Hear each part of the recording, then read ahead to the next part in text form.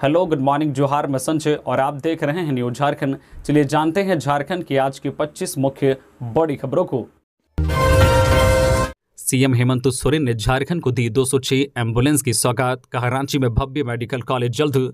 मुख्यमंत्री हेमंत सोरेन ने राज्य को आधुनिक सुविधा से लैस 206 एम्बुलेंस की सौगात दी है। 206 एम्बुलेंस में 51 एम्बुलेंस में एडवांस लाइफ सिस्टम मौजूद है और 131 में बेसिक लाइफ सिस्टम शामिल हैं। 5 मेडिकल मोबाइल यूनिट की भी शुरुआत मुख्यमंत्री हेमंत सोरेन ने की है, जिसके लिए स्माइल फाउंडेशन से MOU किया गया है। इस कार्यक्रम के दौरान सीएम हेमंत सोरेन ने ममता वाहन ऐप, मुख्यमंत्री गंभीर बीमारी योजना और आयुष्मान ऐप का भी शुभारंभ किया। साथ ही राज्य के 38 दंत चिकित्सकों को सीएम ने नियुक्ति पत्र सौंपा है। मुख्यमंत्री हेमंत सोरेन ने अपने संबोधन में कहा है कि आज स्वास्थ्य विभाग के इस कार्यक्रम में कई चीजें देखने को मिली है। साथ ही मुख्यमंत्री हेमंत सोरेन ने कहा है कि हमारा प्रयास है कि राज्य के युवाओं को स्वरोजगार देने का। ऐसे में फिलहाल सभी पंचायतों में दवा दुकान खोलने की हमारी कोशिश जारी है। उन्होंने बताया कि इसमें सबसे बड़ी बात यह रहेगी कि दवा दुकान खोलने के लिए अब फार्मा की डिग्री की जरूरत नहीं रहेगी। पढ़े लिखे युवा, शिक्षित युवा खुद दवा दुकान चला सकेंगे। साथ ही उन्होंने घोषणा करते हुए कहा है कि झारखंड में भव्य मेडिकल कॉलेज की शुरुआत जल्द ही करेंगे, जिसमें वैश्विक स्तर की सुविधाएं उपलब्ध कराई जाएगी। 11 जुलाई को होगी झारखंड कैबिनेट की बैठक, होंगे अहम निर्णय। झारखंड कैबिनेट की बैठक 11 जुलाई 2023 को झारखंड मंत्रालय में होगी। इसकी अध्यक्षता मुख्यमंत्री हेमंत सोरेन करेंगे। इसमें कई अहम निर्णय लिए जाएंगे। इससे संबंधित प्रस्ताव तैयार किए जा रहे हैं। मंत्रिमंडल सचिवालय एवं निगरानी विभाग समन्वय के मुताबिक कैबिनेट की बैठक रांची में 11 जुलाई 2023 को शाम 4 बजे से होगी। यह बैठक झारखंड मंत्रालय प्रोजेक्ट भवन स्थित मंत्री परिषद कक्ष में होगी। इसे लेकर सूचना जारी की गई है। अभिषेक झा को सुप्रीम कोर्ट से मिली अग्रिम जमानत, पीड़क कार्रवाई पर तत्काल रोक, कोर्ट में जमा करना होगा पासपोर्ट, गवाहों से नहीं करेंगे संपर्क। निलंबित IAS अधिकारी पूजा सिंघल के पति अभिषेक झा को सुप्रीम कोर्ट ने अग्रिम जमानत दे दी है।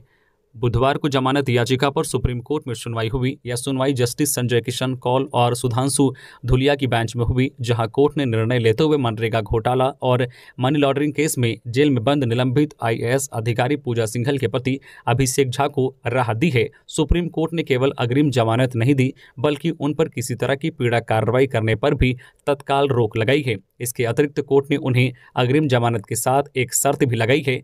कोर्ट ने उन्हें 2 शर्त मानने को कहा है। पहली शर्त के तहत अभिषेक झा को अपना पासपोर्ट ट्रायल कोर्ट में जमा करना होगा। वहीं दूसरी शर्त के तहत इस केस से जुड़े गवाहों से संपर्क नहीं करेंगे। गोमिया बेरमो को जिला बनाने की मांग पर 36 पंचायतों के प्रतिनिधियों ने किया प्रदर्शन। लंबोदर महतो ने भरी हुंकार। बोकारो जिले के गोमिया बेरमो को अलग जिला बनाने की मांग शुरू हो गई है। बेरमो जिला बनाओ संघर्ष समिति के तत्वाधान में गोमिया प्रखंड मुख्यालय के समीप धरना प्रदर्शन किया गया। इसमें गोमिया प्रखंड के 36 पंचायतों के पंचायत प्रतिनिधि, विभिन्न राजनीतिक दलों के नेता और बड़ी संख्या में ग्रामीण शामिल हुए। गोमिया बैंक मोड़ से प्रखंड कार्यालय तक जुलूस निकाला गया। धरना प्रदर्शन में मुख्य रूप से गोमिया के विधायक डॉक्टर लंबोदर महतो, जिला परिषद अध्यक्ष सुनीता देवी व जिला परिषद सदस्य डॉक्टर सुरेंद्र राज उपस्थित थे। अध्यक्षता गोमिया प्रमुख परमिला चौड़े ने की। समिति के संयोजक संतोष नायक व सह संयोजक कुलदीप प्रजापति ने संचालन किया। धरना को संबोधित करते हुए विधायक ने कहा कि सभी अहर्ता पूरी करने के बाद भी बेरमो को जिला नहीं बनाना दुर्भाग्यपूर्ण है। साहिबगंज अवैध खनन मामले में ईडी ने कृष्णा कुमार शाह को किया गिरफ्तार। प्रवर्तन निदेशालय ईडी ने साहिबगंज खनन दुर्घटना में मजदूरों की मौत और अवैध खनन मामले में कृष्णा कुमार शाह को बुधवार की रात गिरफ्तार किया। बता दें कि घटना की प्रारंभिक जांच के बाद ईडी ने समन भेजकर 5 जुलाई को पूछताछ के लिए हाजिर होने का निर्देश दिया था। बुधवार को दिन भर हुई पूछताछ के बाद कृष्णा शाह को ईडी ने गिरफ्तार कर लिया। सावन के दूसरे दिन सुल्तानगंज से 50,000 कांवरिया चले बाबा धाम। झारखंड के देवघर में स्थित बाबा बैद्यनाथ धाम द्वादश ज्योतिर्लिंगों में एक है। यह एकमात्र ऐसा ज्योतिर्लिंग है जो शक्ति पीठ भी है, यानी एकमात्र ऐसा धाम जहां शिव और शक्ति दोनों एक साथ विराजमान हैं। इसे शिव और शक्ति का मिलन स्थल भी कहा जाता है। कहते हैं कि बाबा धाम आने वाले भक्तों की सभी मन्नतें पूरी होती हैं। यहाँ मनोकामनाएं पूरी होने के कारण मंदिर में स्थापित शिवलिंग को कामना लिंग भी कहा जाता है। सावन के महीने में बिहार के भागलपुर जिला में स्थित सुल्तानगंज की उत्तर वाहिनी गंगा से भक्त गंगा जल लेकर कांवर उठाते हैं और बोलबम करते हुए पैदल देवघर तक 107 किलोमीटर की कांवर यात्रा करके देवघर स्थित बाबा धाम में बाबा बैद्यनाथ का जलाभिषेक करते हैं। श्रावणी मेले के दूसरे दिन बुधवार को सुल्तानगंज के पवित्र उत्तरवाहिनी गंगा घाट से लगभग 50,000 कांवरिया गंगा जल लेकर बाबा धाम को रवाना हुए। उधर गंगा के जलस्तर में वृद्धि जारी है। सुबह से गंगा घाट से कांवरिया पथ पर बोलबम की गूंज से पूरा माहौल शिवमय बना रहा। सरकारी आंकड़ों के मुताबिक 338 डाक बम में 4 महिला हैं जो बाबा धाम चली हैं।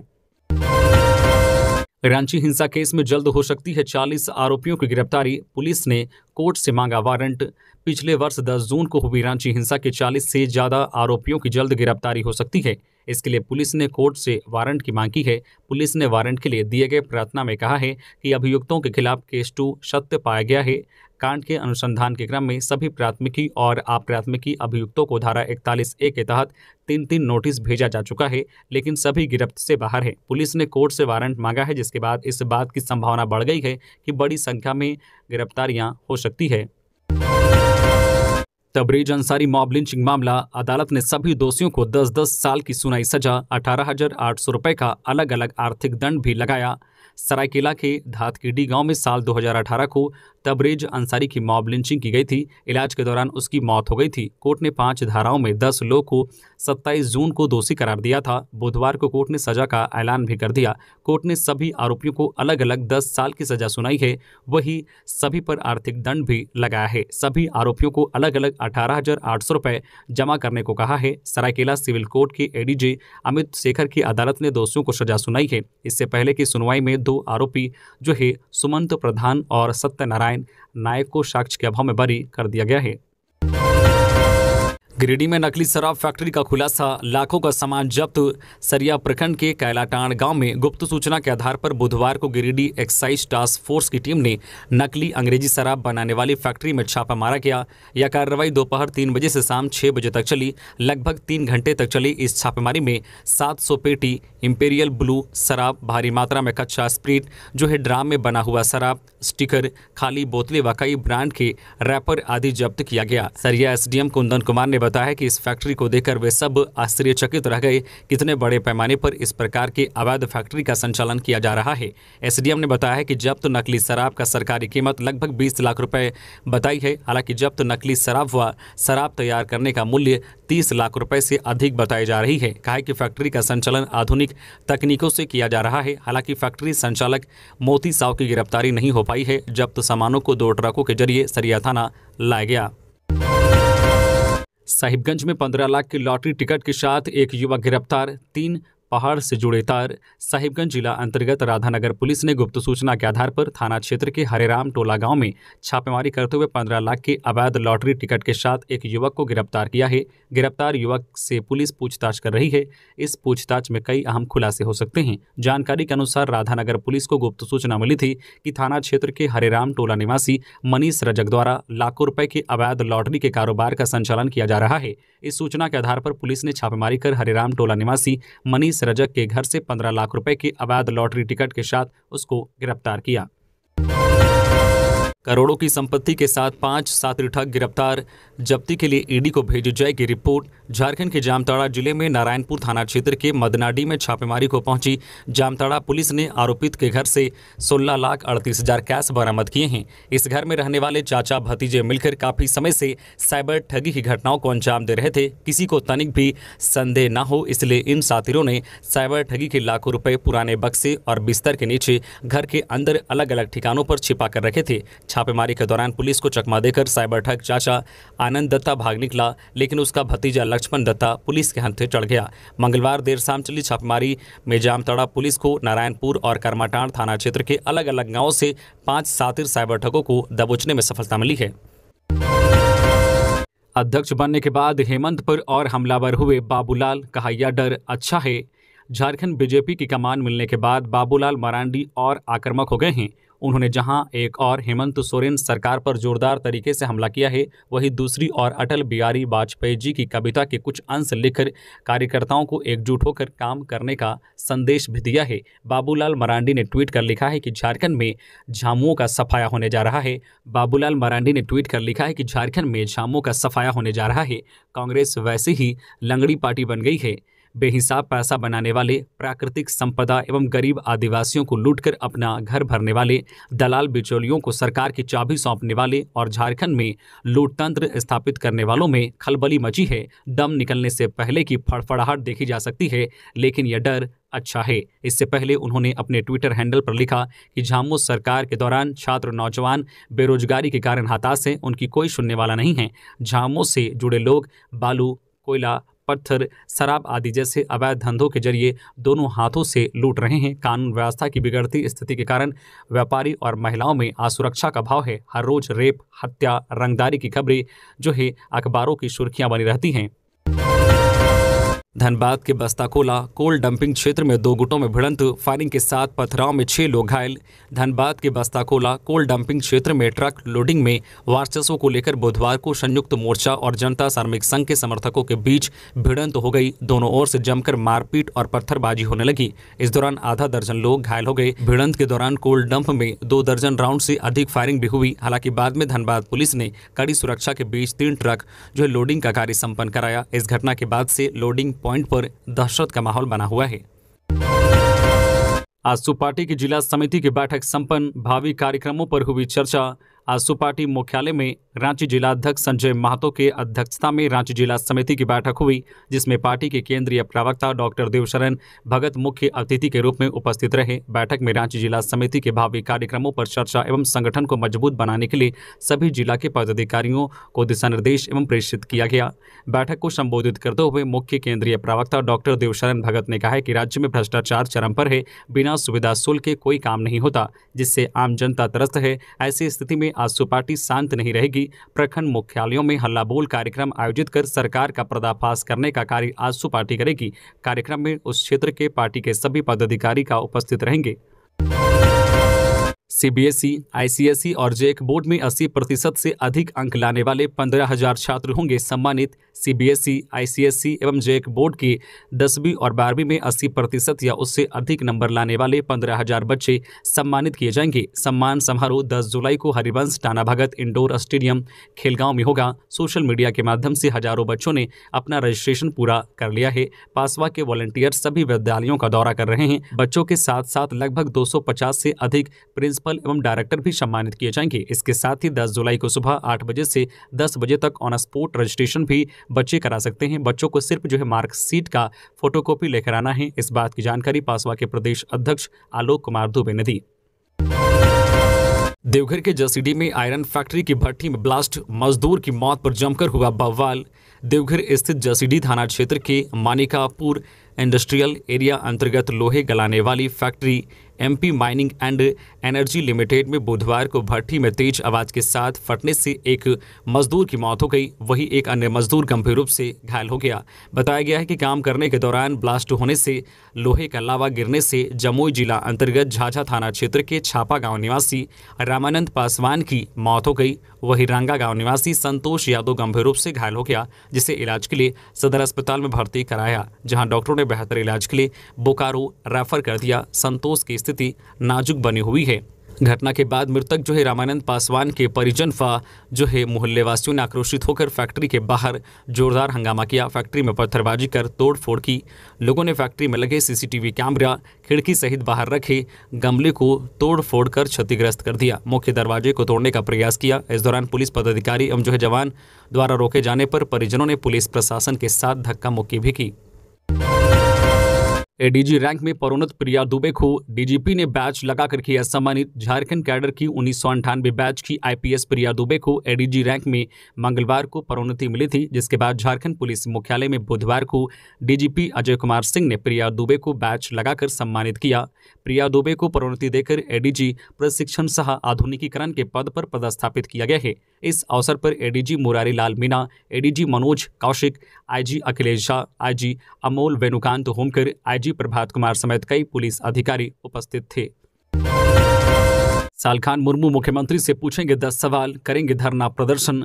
सालखान मुर्मू के नेतृत्व वाले सिंगल जूम मीटिंग का आयोजन किया गया, जिसमें 181 प्रतिनिधियों ने हिस्सा लिया। इसमें राष्ट्रीय अध्यक्ष पूर्व सांसद सालखान मुर्मू भी शामिल थे। इसमें कई प्रस्ताव पारित किए गए। कहा गया कि हेमंत सरकार संथाली को प्रथम राज्य भाषा का दर्जा दो, नहीं तो गद्दी छोड़े। इस मुद्दे पर आदिवासी सिंगल अभियान सोमवार यानी कि 17 जुलाई को झारखंड के सभी जिला मुख्यालयों में सरकार का पुतला दहन करेंगे। तत्पश्चात सोमवार यानी कि 31 जुलाई को सभी जिला मुख्यालयों में धरना प्रदर्शन कर राज्यपाल के नाम उपायुक्त को ज्ञापन प्रदान करेगा। तत्पश्चात सोमवार यानी कि 31 जुलाई को सभी जिला मुख्यालयों में धरना प्रदर्शन कर राज्यपाल के नाम उपायुक्त को ज्ञापन प्रदान करेगा। पुतला दहन, धरना प्रदर्शन और ज्ञापन पत्र के माध्यम से हेमंत सरकार से कई सवालों का जवाब मांगा जाएगा। एसटीएफ के डीआईजी बने इंद्रजीत महता, 2 आईपीएस को मिला प्रमोशन। झारखंड के 2 आईपीएस अधिकारी को डीआईजी में प्रमोशन मिला है। इसके साथ ही झारखंड सशस्त्र पुलिस टाटी सिल्वे के कमांडेंट इंद्रजीत महता को प्रोन्नति देते हुए एसटीएफ का पुलिस उप महानिरीक्षक बनाया गया है। वहीं आईआरबी 2 चाईबासा कैंप मुसाबनी के कमांडेंट संजय रंजन सिंह को भी प्रोन्नति देते हुए झारखंड पुलिस अकादमी हजारीबाग का पुलिस उप महानिरीक्षक बनाया गया है। इस संबंध में गृह कारा एवं आपदा प्रबंधन विभाग ने अधिसूचना जारी की है। रांची में बेखौफ हुए अपराधी, गैलेक्सिया मॉल के पास दिन दहाड़े युवक की गोली मारकर हत्या।